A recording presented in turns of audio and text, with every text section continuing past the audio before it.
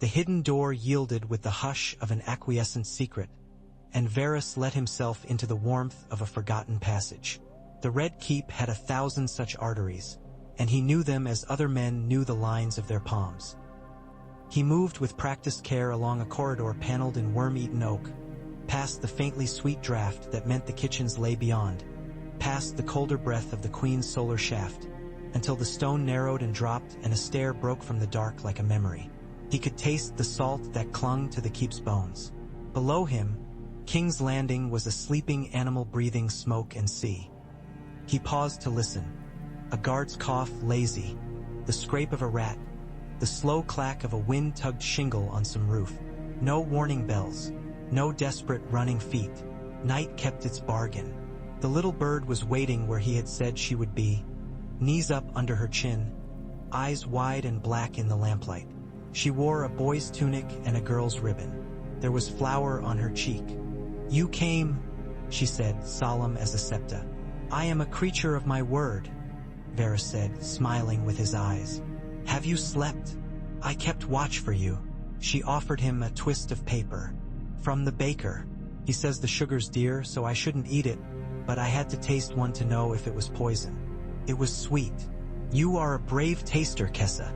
He tucked the sweet into a pocket, pressed a coin into her palm, and brushed a curl from her brow with the barest touch. "And the other thing?" She stood, glancing down the corridor as if shadows might be listening. "He'll go to the sept before the sun is high." The sparrow priest said the boy wants to be seen praying for the hungry.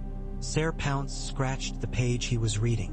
"The true measure of a king," Varus murmured, "is how well he lives with the claws of cats and counsel both." He placed his hand lightly on her small shoulder. "You have done perfectly. Go to the kitchens. Tell Khan if he asks that the spider wanted lamp oil." Kessa darted away, a whisper against stone, and Varus, alone again with dust and draft, allowed his smile to fade. 1,000 kings and near-kings had stood on the raise before the Iron Throne. Dragons with men's faces, men who wished to be dragons, oafs, hawks, children, fools with sharp teeth. Each had said the same thing in his own way. "I will keep you safe because I will keep myself strong." The chair had been honest at least. It was made of lies turned to iron, and its lies had always cut. He moved, the hem of his soft shoes skimming grit. The keep's interior was cooler, the walls sweating old chill. The final door was low and nailed, a carpenter's afterthought over a noble's secret. Varus stooped and pushed through, and the lamplight of a small, round chamber found him. In the center lay a table, and on the table a coffer of ebony banded with tin. He had set it there hours ago under other eyes, the eyes he wore like cloaks when he was someone else. He drew the bolt and lifted the lid. The seal was a little thing in his palm, bronze and past wax, bearing a stag so plump it seemed on the brink of laughter. Robert had loved his wine-sodden pretense at strength, and there was still a trace of that gaiety stamped in the metal. Varus weighed it on his fingertips, not for sentiment but for the way weight arranged the truths of a mind, then put it aside for a finer tool. A boy's handwriting, a habit more than a seal. The topmost parchment was a prayer speech, clumsy and earnest, bright with a child's faith in words to please. The next was a set of reforms Circe had not understood when she dictated them and dismissed as soon as she had wiped the quill, meant only to be paraded. Both bore Tommen's name in careful ink. Beneath those lay blank sheets of the proper thickness. Varus had procured the paper from the master of law's quiet scribe, who for the fee of his ailing mother's leeching had betrayed a tower of parchments and, with it, a tower of futures. He sat and wrote. He did not forge a name. He wrote a manner. He knew the loops the boy favored when he thought of his cat, the way nerves tightened his S's when his mother looked over his shoulder, the slow gathering of courage when he signed his name as a king and not as a son. He summoned that hand as a singer might summon a melody and set it dancing to words that would not turn to poison in the mouth. "For the well-being of the realm I am sworn to serve." He wrote of bread and oaths and a boy's recognition that he was equal in weight to every hungry child and every widow and every sworn man in steel. He wrote of guardianship, a gentle word. It threaded itself through lines fashioned to be remembered without being understood, the way prayers were remembered. He set down the quill, let the ink dry, and warmed wax over the lamp. He pressed the stag gently, one breath. A laugh caught in metal, then lifted the seal. The impression shone in red, moist as a wound. He sanded the page. He closed the coffer. On the stair again he paused, breathing, feeling the keep breathe with him. Far below, waves gnawed stone. The scent of salt was a promise of distance. He had sailed as a child and had learned that the earth itself moved in ways that did not care for men. What men could do was learn the tide's rhythm and, knowing they would drown one day anyway, choose where they swam. He returned by the path of little doors and thin air, moving invisible through places where power had trod loudly. The keep's sleeping servants did not rouse. Outside, dawn gathered in a smear over the Blackwater, a pale, sly thing. He could taste the city coming awake. Yeast rising, a skinner's first cut, the acid of chamber pots tossed, the muffled coughs of women up before their men. A poor city, a violent city, but his city. There were worse loves. He watched Tommen from a shadowed arcade as the boy came into the light of the great September steps, flanked by doe-eyed queens and lions with CLI head claws. Marjorie Tyrell was all living spring, a figure of care in a cloak the color of wheat in sun. Cersei's beauty was a helm, bright and meant for war. The High Sparrow shuffled forward in threadbare humility, the press of small folk bowing in a rippling field. The faith militant kept uneasy watch in rough-spun sanctity. Tommen moved as boys do when they have swallowed too much purpose. He placed a hand in the High Sparrow's and bowed his head, and when the Sparrow priest lifted his voice to speak of bread and charity, Tommen spoke first in a voice that wanted to be lower. "I can pray," he said, "but I can also give." He glanced for the shape of a mother's approval and found only iron expectation. Marjorie gave him a smile, small and real. "The realm has enough swords. It needs table and shelter. It needs its lords to remember they are fathers and mothers and brothers, else the Seven's judgment will be the tighter." He looked down and fussed with a little bit of ribbon around his wrist, and the city's heart pressed closer because a child was speaking earnestly about hunger. The High Sparrow made a pious noise. Varys saw a flicker of calculation in the old man's eye and wished him joy. Piety was a coin like any other, and the realm's appetite fatty as a wrestling man's. The trick was to feed it and deny it in the same breath. After, when the bells had ceased their gentle test of metal, Varys found the boy where he had known he would be.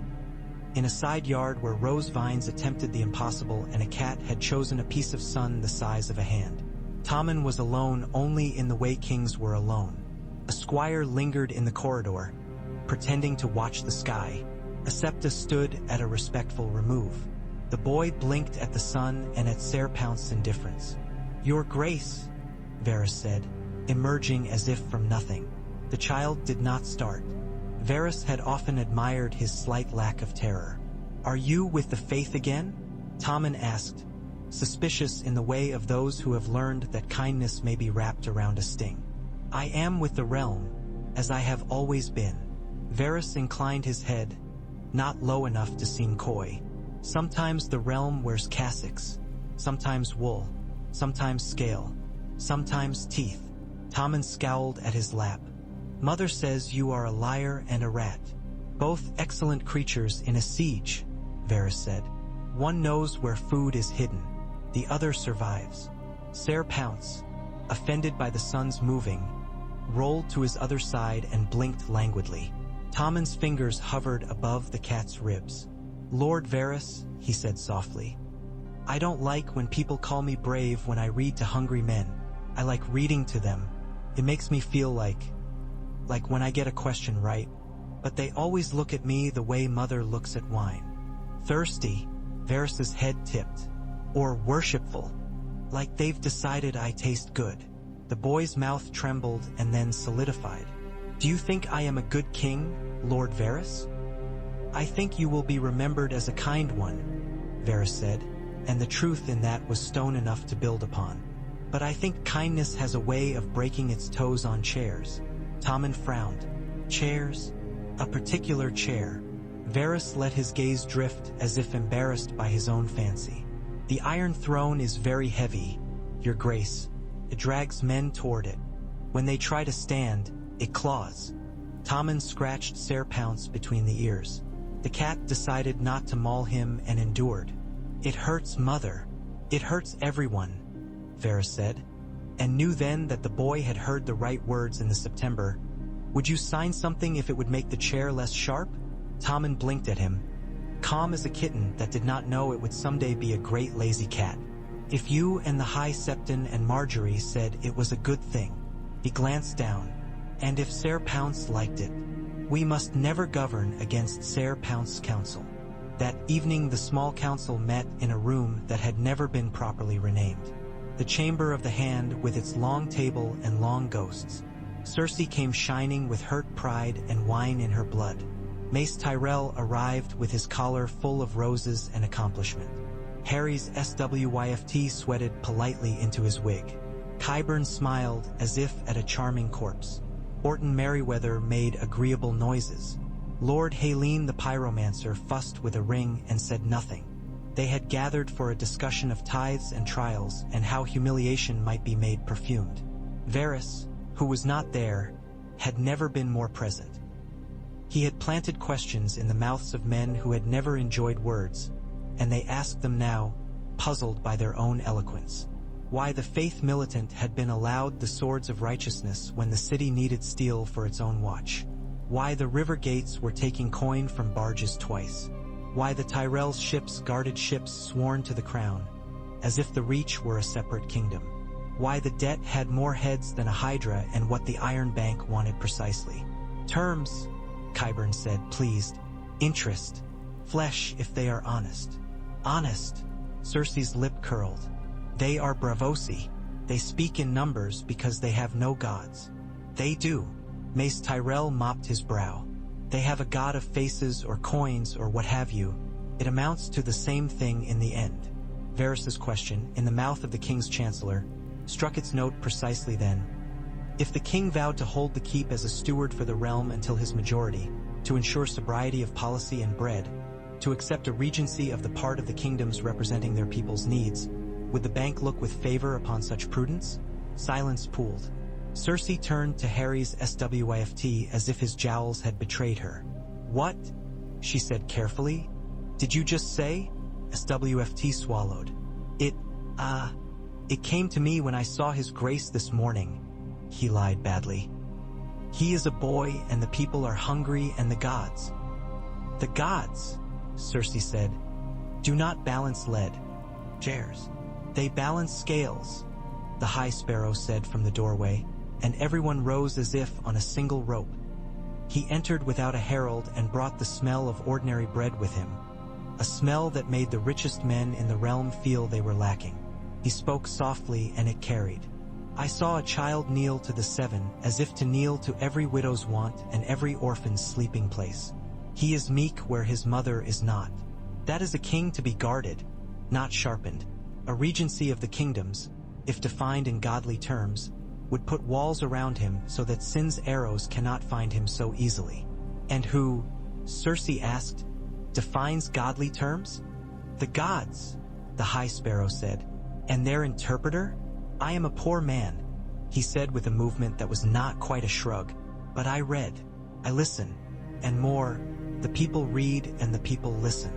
Varys would have clapped at the neatness of it if he had been there. Cersei was no fool even when she played one. She smelled the trap, saw the High Sparrow licking honey from a knife Varys had iced. My son is king, she said. He needs less counsel, not more. He needs his hand, whom he does not have. Mace Tyrell blurted, then quailed. What I mean is, I would serve with all humility if... She looked at him with a loathing she had not the craft to hide. You have always served with humility, she said, meaning cowardice. Her control wavered. The room tasted the weakness and licked lips. Orton Merryweather placed both hands on the table and beamed. Perhaps it would be an idea to hold a great council. He rolled the last two words in his mouth as if they were sugared plums. Not to choose a different monarch, 7 forbid. but to confirm the boy in a regency that, enshrines the good things we all desire for the realm. He smiled the smile of a man whose house's fortunes depended entirely upon appearing to have an idea a moment before someone else did. Circe's mouth thinned. If my son is to be hedged in by fools from the 7 winds, we will choose those fools wisely. She stood, sharp as a sword pulled too fast. I will consider this.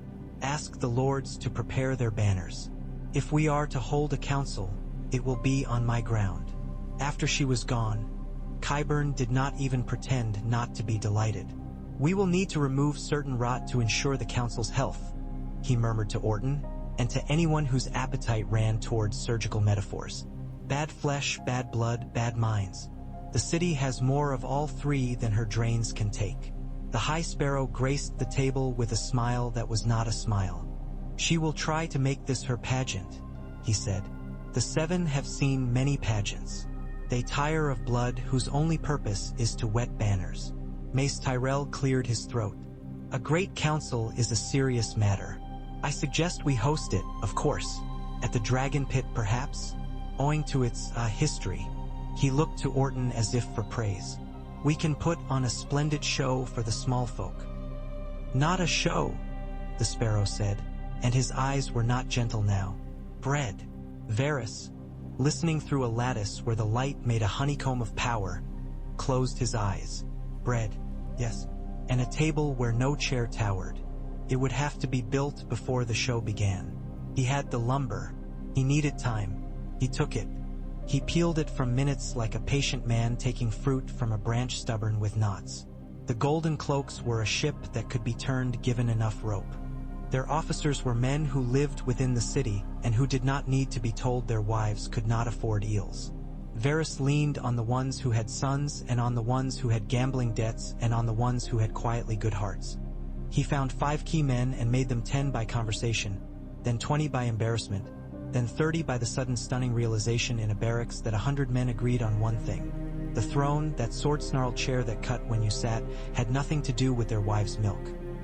He sent letters by the ordinary post, written in the hands of careful tradesmen, to every guild, from the blacksmiths to the ragpickers to the silk dyers whose vats colored the river like bruises. He wrote no more than 10 lines in each, but those lines in every letter were the same. There was to be a council in which the great houses would pretend to speak for the realm. What if the realm insisted on speaking for itself? Send your representative. Choose an honest one. If you send a fool, the 7 will laugh at you and I will too. The faith he handled as one handles the stubborn. Give them what they believe they already own. He complimented the High Sparrow in a way that would have stung a lesser man, and when it did not sting, he admired the man more and planned accordingly.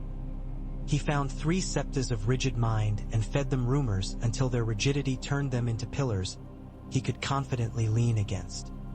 He ensured the poor line the September's approach 6 deep, not as a demonstration but as a simple fact of bread being given there and not elsewhere. The Iron Bank was easier. He sent a man with a shaved head and simple slate eyes to bravos with a set of figures that danced. He did not promise. He observed. A stable governance attracts coin. A chair attracts men who overspend to prove themselves, which enjoys a lower risk. The first day of the Great Council dawned with a sky the color of an old penny. Rain threatened and then, thinking better of it, withheld, so the city baked in its own breath. Flags draped the streets in cautious festivity. Bread carts rolled up the hill to the Dragon Pit where, in the shadow of ruin, men had gathered to decide what would be done with power. The Dragon Pit's ribbed vault lay open like a fossil. Once, dragons had churned the air here so that the dust could dance. Now dust held court, settled on old blood. The first lords to arrive stepped around a charred depression as if it were holy. Singers came because EY always did, and stationed themselves under arches to be echoes. The small folk came en masse. The faith militant came with star-shaped disc and cudgel. The Golden Cloaks lined the ambulatory in rusting order. The Tyrell colors were a green so proud it frightened grass. The Lannister crimson gleamed like a fresh wound. The banners of lesser lords, Rowan, Hightower, Merryweather, Tarly, made the air busy. Dorne's orange sun lay on a field like a waiting eye, borne by a slim envoy with a face carved for disdain. Sansa Stark came to the city as Elaine Stone and watched from the shadow of a colonnade with her hands tucked into sleeves the color of nothing at all. She did not know for whom she had come, for herself, for the North, or for the children she imagined in her own mind when the night was not kind. But she knew she had come because the wind had shifted and you moved when it did, or you were only a stump with a memory of leaves. Littlefinger was at her shoulder when the first proclamation was read, as she had known he would be. He smelled of cloves and careful hunger. "What do you notice, sweet Ling?" he murmured while the herald fumbled a roll of parchment into Grace.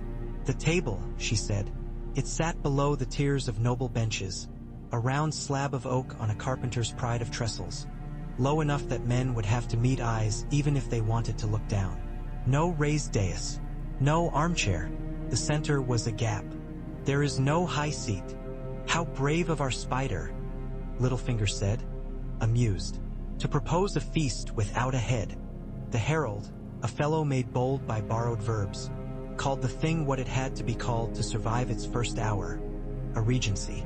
A council of regents comprising 7, one from each kingdom, to sit with one seat reserved for the city and one for the faith, one for the king's hand to record, one for the night's watch to speak of the wall when it was required, and 2 for the guilds in rotation. The king would be the king by law and custom. The council would be his guardians, not his masters, affirming all law in his name. All who sat would be required to swear the same oath. Not to lords or houses, not to gods or gold, but to bread, shelter, and peace. "It is an insult," said a lord whose mustaches were made to bristle. Randall Tarley did bristle like brush. "It is also folly. It is a rope thrown to a boy," replied Mathis Rowan, looking as if he regretted having eyes that saw anything. "He will either climb it, fall from it, or wrap it around his neck.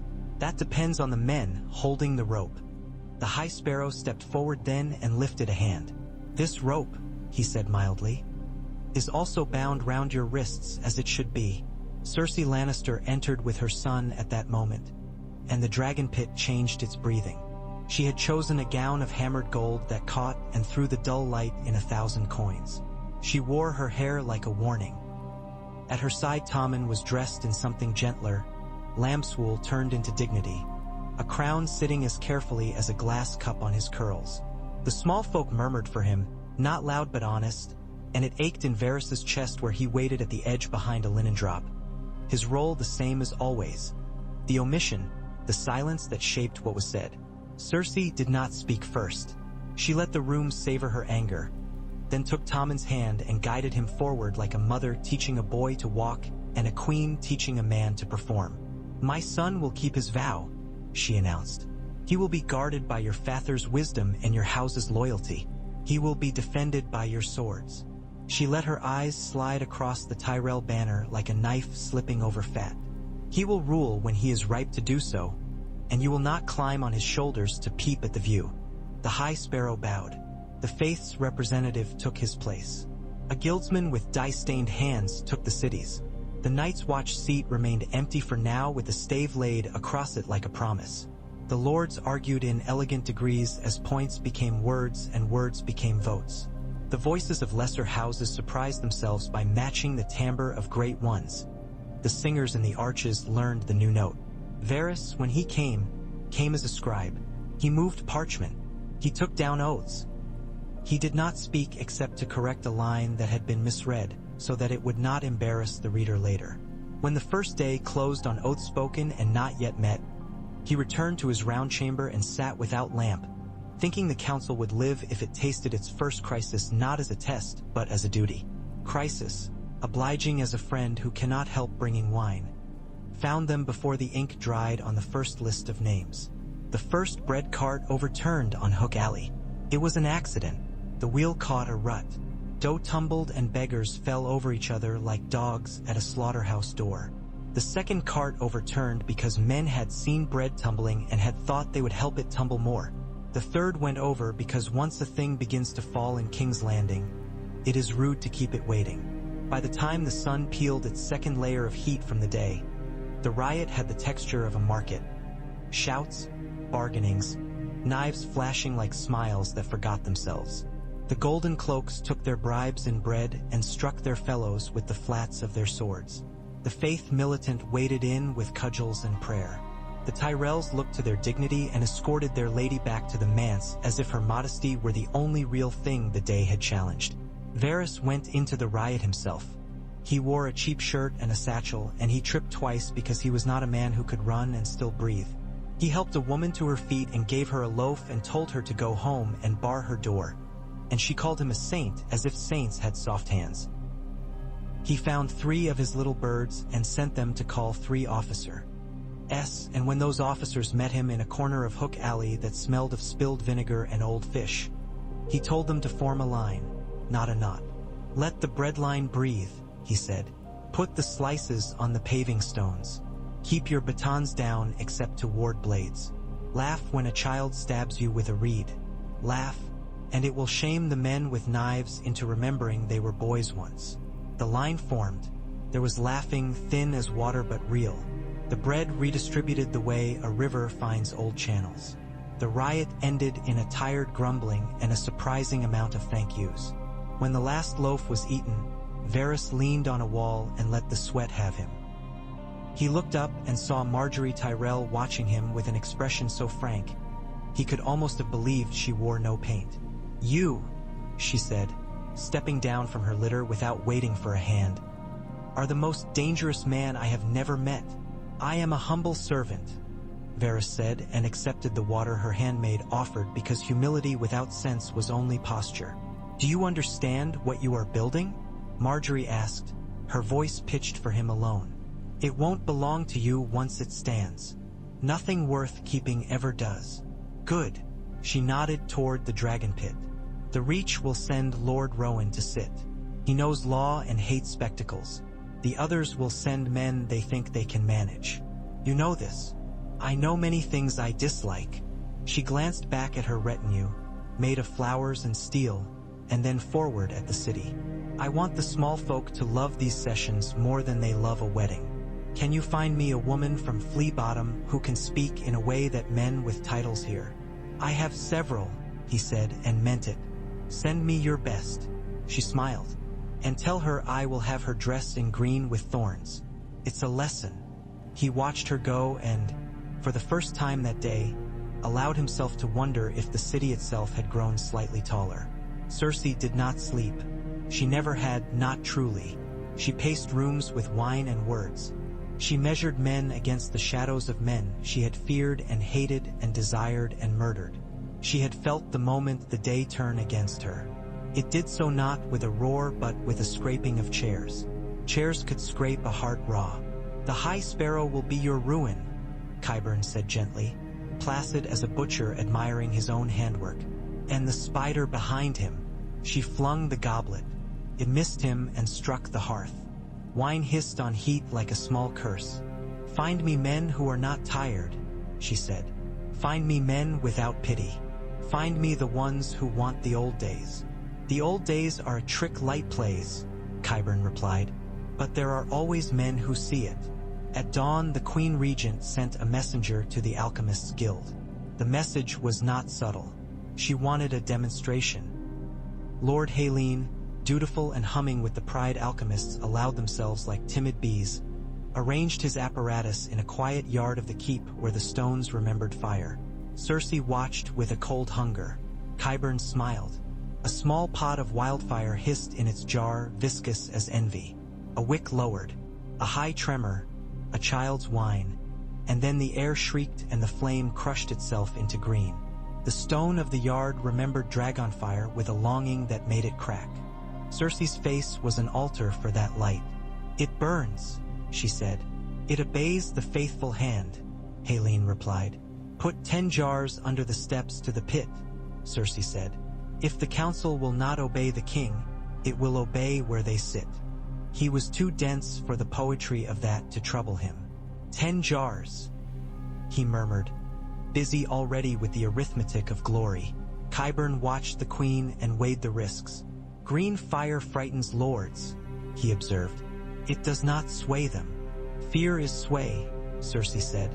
She turned toward the inner corridor where a boy had once run with a wooden sword. "My son is not a rope." Varys learned of the jars before noon. His little birds heard the calculations, saw the careful hands, tasted the vinegar used to clean the copper spoons, and said the word for fire in 3 languages and then repeated it like a prayer. He did not panic. Panic was for men who had lived far away from kitchens. He went to Lord Haleen, who had been invited to sit with the council as a matter of limited courtesy, and asked him if he had enjoyed his breakfast.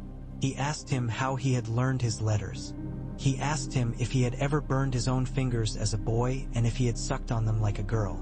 Then he asked him, softly and without volume, if he would enjoy burning Tommen's ears. Haleen turned gray as old fish and insisted that such a thing would never happen. "Wildfire prefers to be flattered," Varys said. "It has never listened to kings, only to men who think they are kings. It enjoys humbling both." Haleen hesitated, then found his pride. "I serve the crown. The city will see it is the only crown left if you light that wick," Varys said, and the truth of the image did the work for him. He left Haleen to his moral nausea and went to the yard at the keep where a young man with calloused hands was eating bread from his palm like a horse. "I will not order you," Varys told the captain of the gold cloaks. "You will decide. If a spark touches that wick, the council will scatter. That will make your life easier for a day, and then ceaselessly harder for years." He met the young man's eyes and saw there the stubborn logics of men in love and men in debt. Simple and terrible. Or you can be the captain they sing about in the taverns for a decade until the song gets the words wrong. The captain laughed, not kindly and not unkindly. "I'll be a name someone uses to call a dog," he said. "I know how songs go." He stood. "But I like the notion of being a dog's name."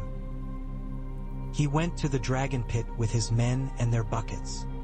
He had the jars lifted and carried away, slowly, like old ladies. At a festival who had fallen and didn't mind but ought to be carried all the same. Qyburn watched from a window and made a note in his head about the sorts of men who refused to play with fire. The second day of the council opened on cleaner stone. Nymeria Sand took Dorne's seat. She did so with a languor that made men think of indolence and underestimate her on principle.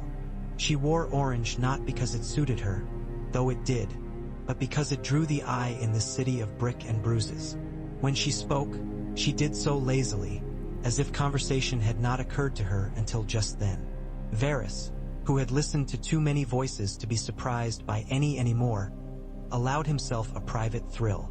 He had put 5 lines into the world, and they were speaking back to him with a Dornish accent. "The Martells will accept this regency's shape," she said, lacing her fingers the way a dancer laces ribbons. "But my prince has a long memory. He remembers oaths made and broken. He remembers sisters sent to beds as if to abattoirs. If this council becomes another bed of knives, he will send me back with a different letter." "Threats?" Lord Merryweather murmured to Lord Rowan. "Are such curious courtesies, are they not?" Rowan ignored him. A representative of the Vale finally arrived. A stone-faced knight whose patience had weathered too many of Littlefinger's smiles. He laid a letter on the table like a charge. In it Lord Protector Baelish declared his profound support for a regency of the realm that preserved the dignity of the crown and the rights of the great houses and the interests of the Vale, which interests he was best placed to advise upon in perpetuity as a matter of inevitable prudence. He suggested that the regent for the Vale ought to be confirmed in advance by the crown on account of the Vale's deep loyalty and spilt blood. "The crown," Tommen said, surprising himself by speaking, "will confirm no one who confirms himself." A murmur like a breeze moved through the pit. Cersei glanced down at her son's hand as if that hand had moved by itself. Marjorie did not smile. She stared at the boy as if he had grown 1 inch taller very slowly and she had finally seen it. The Stormland's seat went to a quiet knight born of the wrong bed but with the right face for endurance. The Reach sent Rowan as promised. The Westerlands sent a cousin of Kevin Lannister who did not enjoy his own company. The Riverlands were a wound barely clothed and sent a Blackwood to sit near a bracken just to prove history was an aunt who insisted on family dinners. The North's chair remained empty with the stave across it like a bit of the wall itself. and men glanced at it as if to check whether it had gained an inch of frost since last they looked. It hadn't, yet. Guildsman spoke. The small folks woman arrived in green with thorns stitched on the hem, just as Marjorie had intended, and she had a voice that carried in a way that made men who had never listened feel a strange, mortifying interest in other people's lives. She told them that in Piss Alley the brothels had ladders to reach the rooms with roofs that mostly held, and that in Cobbler's Square the children had begun to carve little chairs out of offcuts of wood and sell them with the words "Not for Kings," which made a fine joke until you saw the hands that had whittled them. She told them that funerals were cheaper when you used laughter. She told them to make good law, and she would help them bury the bad habits it replaced. The council made law. It moved slowly, as a fat beast does with surprising grace when it wants to be admired. Taxes were set and for once were understood by the men who were meant to pay them. The Iron Bank, through its envoy with his coin-shaped eyes, agreed to terms that would allow the realm to breathe without feeling it was being measured for a coffin every New Year's Day. The Night's Watch seat remained empty, but the council, early wiser than it had any right to be, levied a simple tithe on all harvests bound south, to be paid in grain to the watch. The Faith objected on principle and then accepted as if it had been their idea all along, which it had become by the time the High Sparrow stilled the lesser septons with a look. Littlefinger came at last, and came not in velvet but in thought. He watched from a balcony where a lesser man had no right to stand and admired the spider's web. Then he smiled like a man who knows where the broom is kept and went into the city to find a little wind. He found Sansa in a room above a shuttermaker's shop in a lane that hated sunlight. She was sewing. The cloth was heavy. Her hands made a small, steady noise. He watched those hands and thought about all the ways hands could claim a world. He told her, in the voice he had bought for her long ago, that she was beautiful. She told him, in her mother's voice, that she knew. Then he told her what he had come to tell her, and the words curdled under the light of her eyes. "They will need a North," he said, "and the North needs a name. The Vale can give it one if the name is yours." "I have names enough," Sansa replied, the needle moving. "Each of them was put on me like a cloak when I was cold. None of them warmed me." She looked up. "Would you have me sit where I cannot touch the thing I am supposed to shape?" "I would have you sit where you are seen," Littlefinger said, and put one hand flat to the table and left it there as a false oath. "Hidden women only wield myth. Seen women change the sums." She held his gaze. "The sums?" she echoed, and there was scorn in her voice like ground glass. "Lord Baelish, the sums you love are made of people. We move. We bleed." She set the needle aside. "I will go to the council. I will sit in the gallery with the people in their brawny linen, and I will listen. I will not be owned in public and kept in private by your plans." He smiled as if complimented. "If you go there as Sansa Stark, Cersei will have you arrested before your second breath." "I will go as Elaine," she said, "until the room fits my name." He watched her leave him, and though he bore her no malice, he calculated 3 new angles, as men do who have confused the habit of climbing with the need for air. News traveled faster than ships when men were happy to carry it. Word of the Regency reached the east with the speed of gossip dressed as virtue. In Meereen, where smoke still shook hands with silk and law had the strange gleam of new metal, Daenerys Targaryen read a letter that did not tremble in her hand. It was short, naturally. Varys had learned long ago that letters from him should be the sort used to light longer conversations. It told her what had been done in King's Landing, the chair made less sharp by the simple trick of changing the room in which it sat. It told her that a council of regents had been founded, that its members had sworn oaths in her ancestors' language and then in their own. It told her that the Night's Watch had been given grain. It told her that the Boy King had learned the taste of saying no to men who expected him to smile and nod. It told her nothing about dragons. It was the last omission that had won him the right to her attention. Tyrion Lannister, who stood at her shoulder and pretended to attend only to his wine, read it after she did. "If I had known the spider would try his hand at carpentry," he said, "I might have asked him to make me a chair without teeth years ago." "You will sit in it when we go," she said. "I will sit on the floor." He looked up at her with a solemnity he had not enjoyed since he was a boy and had believed in his father's approval. It's a trick, you know, a regency, a hedge around a child. The hedge becomes a garden. The garden becomes a maze. Men love to walk mazes when their feet hurt. She folded the letter. What would you have me do? I am a humble advisor, he said, and when she did not smile, he sighed. If you burn their table, you will be another king with hotter fire. If you sit at it, you will be a story with wings. People remember those longer. She went out to the terrace where the air held its breath around scales. Drogon, who had learned that the space beyond the city was a place without cages, beat that air once with his great wings and made a sound that pulled men from sleep. Daenerys stood and watched how the city's light sat on his back like a book of prayers no man had read to her. I will not break a wheel only to build a different one, she said to the sky, but I will make sure it turns for the right reasons. She imagined the table described in the letter, low, round, wood. She imagined her hand on it and wondered if it would know her touch or if tables in King's Landing ignored wildfire and dragons both. Before she could decide, the sea decided for her. A ship came under a false flag and spat iron. The Greyjoys had learned that the world was contemplating law again and took it as an apology for having forgotten strength. They bit at the crown's ships and peeled off a convoy full of barley bound north. The barley would be bread for the Watch and for the North if it arrived. It would be beer and laughter for islands if it did not.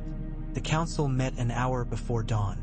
Varys sent runners to the guilds and the docks and the men who wrote their names with chalk on tavern walls to say they were available for work. Tommen came yawning, hair untidy, crown crooked. Cersei did not come.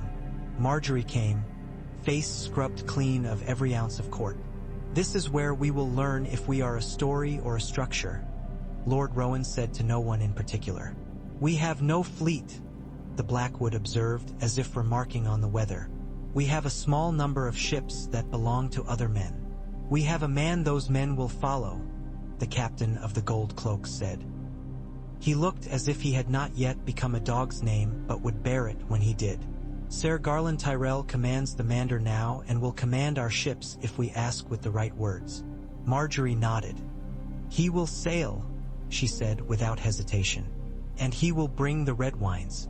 If my grandfather is given a promise of law that gives wine predictable prices, he will send his fleet to guard barley as if it were grapes in armor.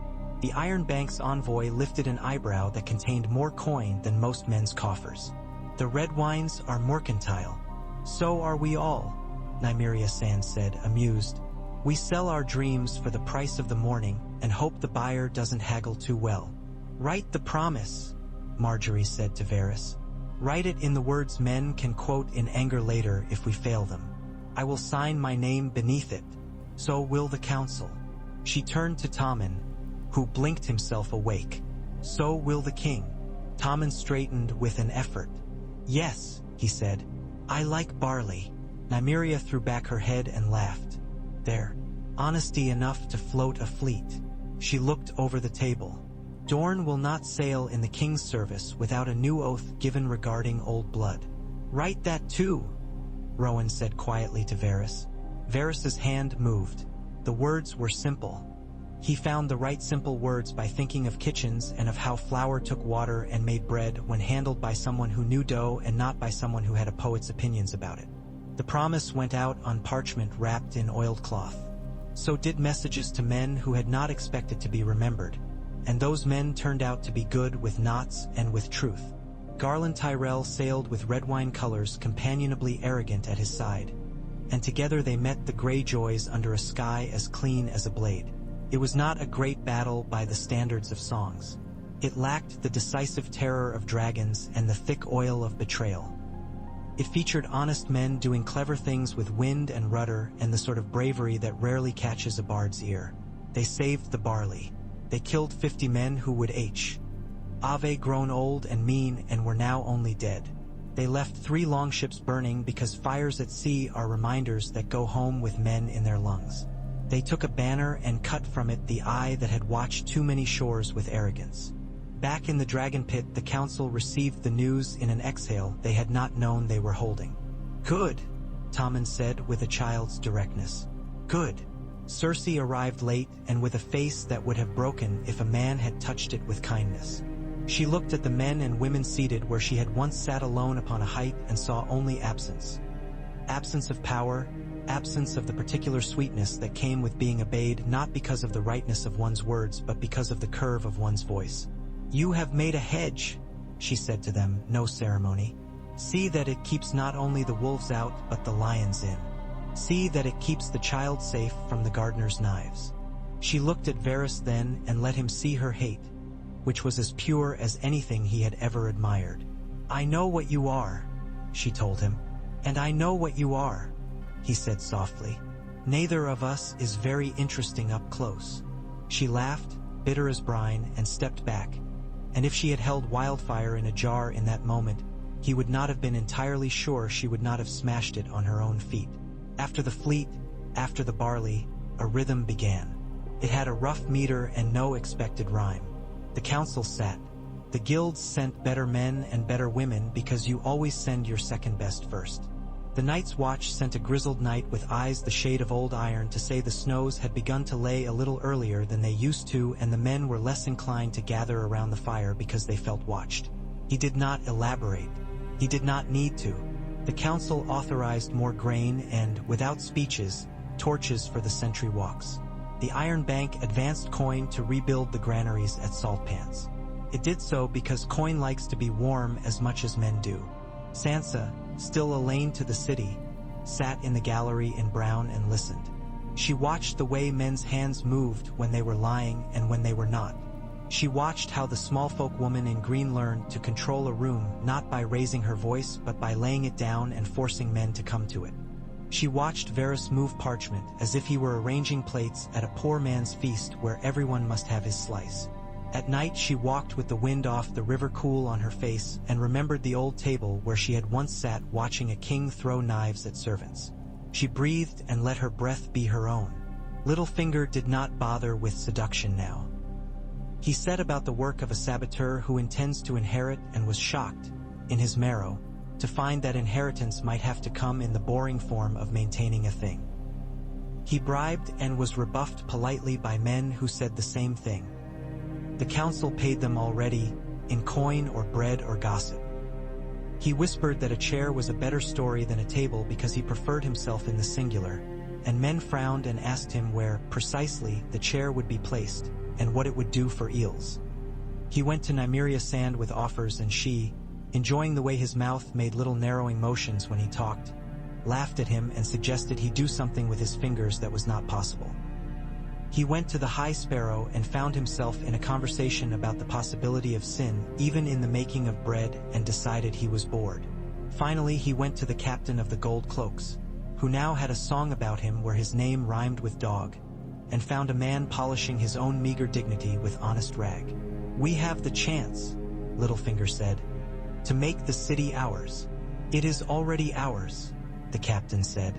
"Every morning when the sun finds no bodies hanging on Sutter's Cross because a patrol got there in time, it's ours." Littlefinger stared at him, and for a moment the old Baelish, the one who could find the secret hinge in any door, felt the hinge was gone and the door was just a wall. He went away and considered the North. The North considered itself and was a long time doing it, as is the way of big, cold things. When the Raven came to Castle Black, Jon Snow read the news under a sky that had developed a habit of keeping its stars to itself. A council, he read. A regency. Grain. Oaths. Bread. The boy's hand was visible in the script somehow, even through the hand that had traced the letters. There is kindness here, he thought, and there is sense. We may yet starve with dignity. He folded the letter and tucked it under a belt. He looked toward the trees and did not bother lying to himself. He wanted to go south to see that table. He wanted to put his hand on its wood to see if it trembled. But the wind in the pines spoke of older obligations. He sent a man to the council with the words he had and knew would not be enough. Send wood. Send salt. Send black cloth. Send men who can listen longer than they talk. He signed it as Lord Commander, which tasted strange and like snowmelt on the tongue, and watched the Raven go in a sky that had dangerous edges. Varys read Jon's letter at twilight and thought of a boy with a wolf's name and a man's silence. He brought the letter to Tommen, who had been stroking Ser Pounce and listening to a story Marjorie told about a girl who had outwitted a bear. The boy took the paper and frowned, then looked up sharp with a new clarity. "I don't like the wall," he said. "Neither do the men who stand on it," Marjorie told him. "We should send them blankets," Tommen said. "And wood," Varys added. "And salt. And black cloth." Tommen went on as if he'd known all along. "And someone to listen and not talk." "Very well," Marjorie said, sadness and delight in her voice, which were not as contradictory as people often believed. They sent a man who was good at listening. He sat with Jon Snow in a room that had no extra words in it and came back and told the council the story of Quiet Fear. He told them about a cold you could drink. He told them about the feeling of a gaze that had never been born. He did not use the word others because the word had grown heavy with sermons and songs, but he placed a small stone on the table in front of the regents, and it was cold, and the cold sank into the wood. Daenerys landed in Westeros under a sky that was a thin blue line to itself. She did not burn a thing. The city had expected her to, because that was the story people liked to tell about dragons when they did not have to pay for ash. But she came with ships and with law and with a willingness to sit.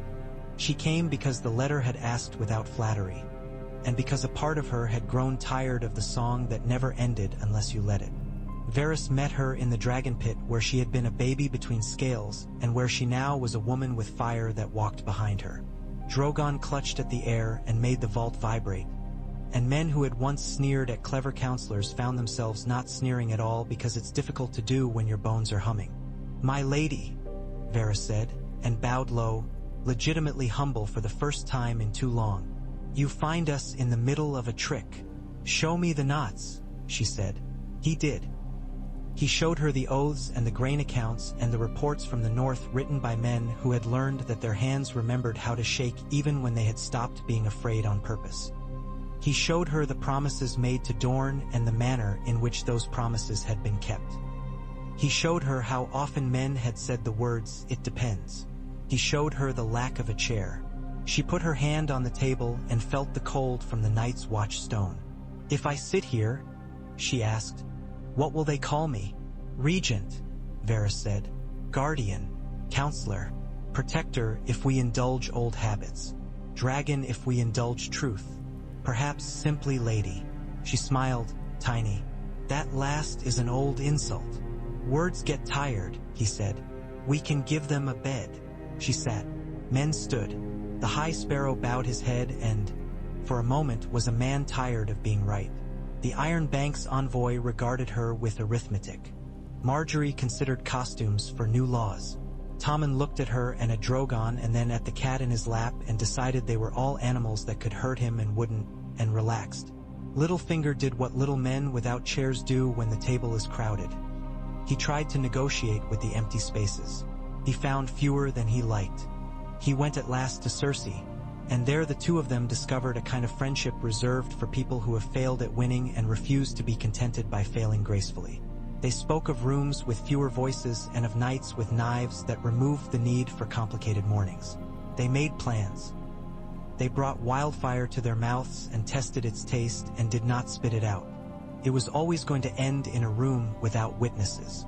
Varys knew it the moment he saw the boy running toward him with his eyes the wrong size. "Kessa?" he said gently, and the child grabbed his sleeve and pulled. He followed her through 3 doors and down 2 stairwells and into a long, blue-shadowed corridor that was part of the keep's memory of itself. Empty but not unoccupied. The smell hit him first, chemical and ancient. A jar that wanted to be a god. He felt his heart stand up, unamused. "Where?" he asked. "Under the small sept's west pillar," the girl whispered, shaking. "I saw the jars go in. The new men, dark, with eyes like tea, brought them. The old man with white hair told them to be gentle. He smiled at me. He has no lips. Qyburn." The pillar would bring the ceiling down over a small room where the council sometimes met when they were trying to avoid the echo in the pit. It would crush. Varys sent Kessa to find the captain. He went himself to find the Septon who owned the key. The Septon was a primarily good man. Varys had a weakness for those. He liked the way their minds found the sensible thing and threw up when it was ugly. The Septon did not ask questions. He ran with Varys and his gut banged against his thighs and Varys's lungs burned. And they reached the pillar and stared at stone as if stone should tell them secrets out of pity. The captain arrived with 4 men with bare feet and steady eyes. He took off his helm as if to listen better. "We'll not move jars," he judged, practical and better than brave. "We'll move the room." They braced the ceiling. They took beams meant for scaffolding and turned them into ribs. They put shoulders against stone as if their bodies had been invented for holding up buildings. Varys clutched the key like a relic and shivered at the thought of green fire and ashes that resolved into recognitions. It held. The jars were lifted later, one, by men who had become religious without being quite sure when. Qyburn, confronted, smiled and spoke of experiments. Cersei denied knowledge with the offended righteousness of a noble who knows very well the scent of her own orders. Littlefinger, exiled for the 3rd time without ever having been named in the sentence, went to a smaller city to invent a louder self. The council carried on. Law was made with the ordinary magic of linen and ledgers. Daenerys sat and did not scorch a single parchment. Drogon coiled himself in old stone and listened to men bicker and fell into dragon sleep.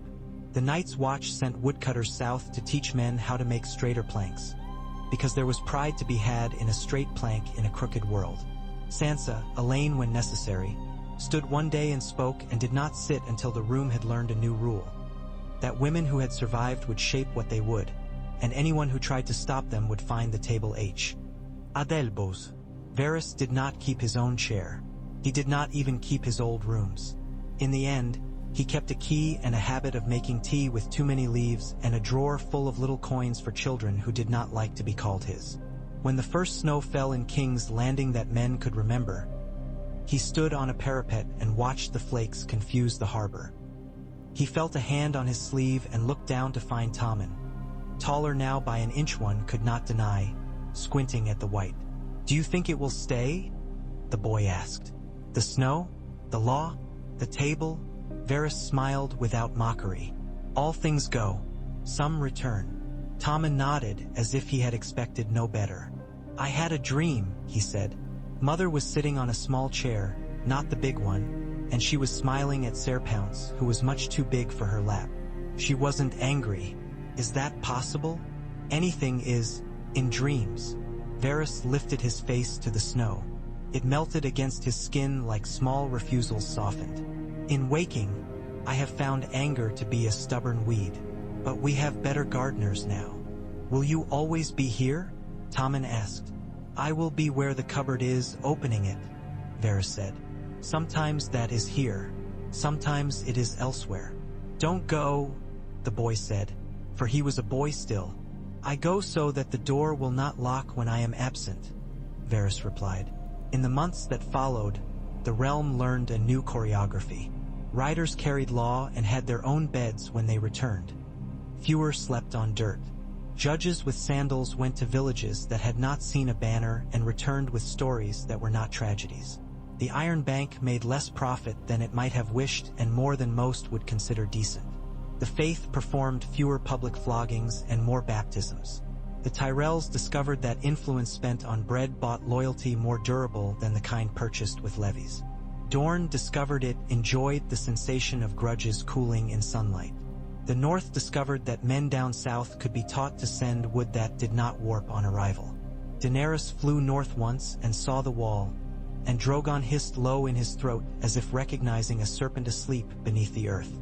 She came back and sat and spoke at the table of what she had seen without insisting on being believed. There is a humility that comes with height. She had earned it. Sansa returned to the Vale and came back again, each time with more of herself visible. One morning she took the stave off the northern chair and set it aside. No one stopped her. She sat. She did not say her name. The room accepted it as if it had been written on the wood long before she arrived. And now the letters had finally learned how to be seen. Varys began to disappear. He made a habit of leaving rooms before people thought to look for him. He took the long ways, the corridors that had taught him patience. He let younger men and women catch their own fish. He spoke less, and when he did it was to ask questions that left their echo in the parts of men's minds that remembered songs from childhood. Once, in a kitchen, Kessa brought him a pie that had not been poisoned. He ate it and told her he was proud.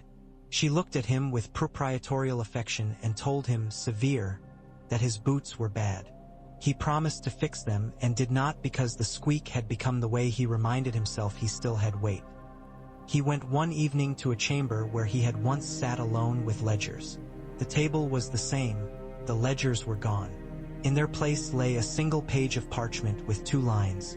Who keeps the keys when the keeper dies? Someone who is not too dazzled to remember where the cupboard was. He smiled at Tyrion's hand, messy even sober, and the ink that had blotched where the dwarf's drink had betrayed him. He put the page back in the drawer and left it. When the others came, we must be honest. They came as slowly as a story that men are not ready to tell. They seeped into songs, into fears, into law. The table learned to keep 2 books, the one for barley and ships and levies, and the other for fire and dead things that breathed. Jon Snow sent men south with eyes that could not lie and with small bits of ice that would not melt in wine. The council listened with the patience of those who had finally learned that listening is the one luxury you cannot buy in a siege. If they were spared a catastrophe, it was because the table had arranged for men to be in the right places with the right sticks at the right times. When heroes were made, they were made quietly. Swords sang occasionally, as they do for their own pleasure. Dragons burned in lines on fields where no lords had planned to meet. The wall held because it was asked for help without embarrassment. The North did not starve because men in King's Landing learned to count beyond their own desires.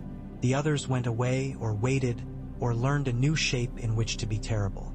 The bards took decisions with wives' hands at their back and turned them into stories about knights whose faces were taller than their bodies had been. It is the way of bards. In time, they put the Iron Throne in a room none visited.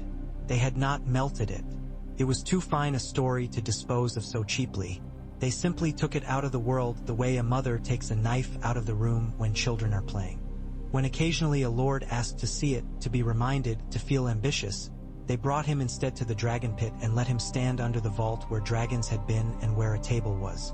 The wind in that place made men remember their deaths. Varys returned there on a day when the air smelled of rain and hope. He watched men argue and make law and apologize and laugh. He watched Tommen, taller, clumsy in a new way, pat Ser Pounce with a dignity no cat needed. He watched Daenerys put a hand on the wood and close her eyes for a beat as if to feel if the table still recognized her. He watched Sansa lean forward and speak a sentence that would become proverb in women's mouths within a month. He watched the captain whose name was a dog's name take off his helm and scratch his head and propose putting barrels on a bend in the river to keep barges from banging each other like angry brothers. He felt a tug at his sleeve. Kessa, taller too, voice deeper but still his bell. "I found a new door," she said in excitement and with appropriate reverence. "It has a hinge that whispers like soup." "Show me," he said. She led him and he followed, and behind him men and women kept speaking because rooms, once they have learned to talk, are difficult to silence. In the narrow passage the stone breathed. Kessa stopped and pressed her ear to wood and laughed. "It really does sound like soup," she whispered. Varys placed his palm against the panel. It did, in fact, whisper. He thought of 1,000 doors and 1,000 kitchens and the cupboards between. He looked at the girl and felt the odd calm that comes when a man realizes he is not needed in exactly the way he was made to be needed. "Keep this door," he told her. "When I am gone, it will need a keeper who remembers the cupboard." She frowned, the frown of one who has not learned yet that everything ends. "Where will you go?" "Where the dogs will not know my name," he said, "or where they will and will not care." He left her there with the door and went back into the world he had made and would no longer arrange. He took one last look at the table and the men and women around it. He breathed the city's breath, which had not grown sweeter but had grown honest. He walked down into the vault of the dragon pit and put a hand on stone that had been warmed by dragons and cooled by time. He did not say a prayer, because he had never much cared for gods that interested themselves in thrones. He did something more pious. He listened. The council's voices drifted down to him, weaving themselves into a fabric the city could wear without bleeding. The scent of bread, carried on a draft from the market, reached even here. Far away, a raven took wing because that is what ravens do, and in the keep a cat chose a new patch of sun and owned it. He might have smiled. He might have sighed. He did neither. He touched the wall and felt it solid under his palm. When he left, he carried nothing. The door swung shut behind him and said, in its old woods way, that it had not noticed him at all. The table above held. Outside, the harbor raised its arguments. The forges licked their iron tongues. The faith hummed its common tunes. The bank counted and forgot for an instant to sneer, and the north kept its long counsel. The realm, it turned out, could live without a chair, could even stand. And when it stumbled, which it did, there were hands to catch it and a table to bang and voices to argue and bread to break. That was the legacy of a spider who had loved cupboards and keys and the way doors felt when they opened easily for people who had never been allowed to touch them before.